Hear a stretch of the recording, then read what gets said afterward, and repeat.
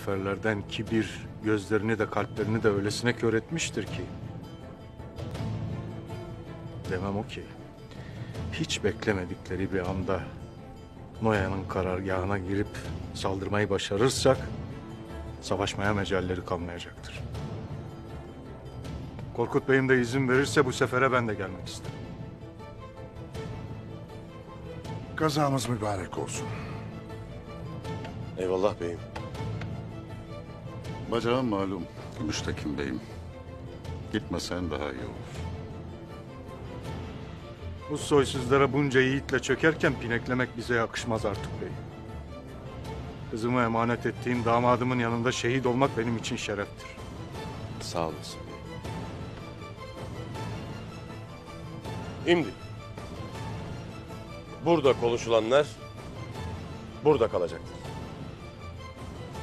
Eğer bir hain daha çıkarsa bileceğiz ki o hain bu otağdandır. Allah yar ve yardımcımız olsun. Amin. Amin. Amin.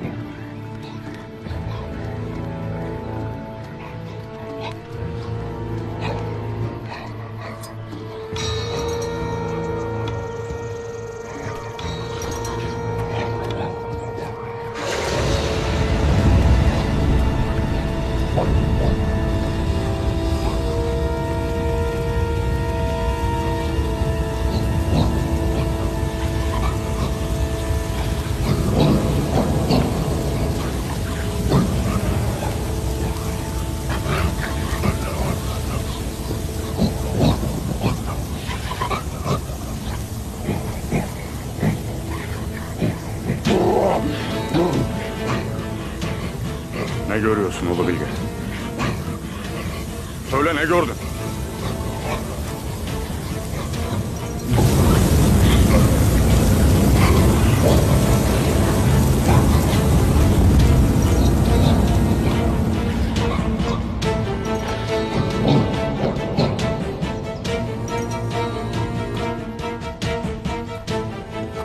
Söyle dedim!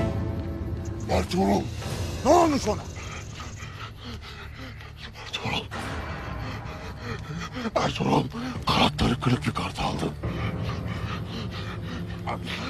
Artık birbirinden güçlü iki kanat olacak.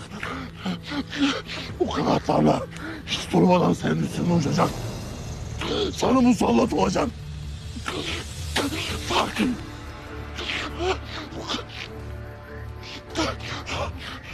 Sakine. Söylesene. Ertuğrul. Ertuğrul ölmeden sana zafer yok Noyan.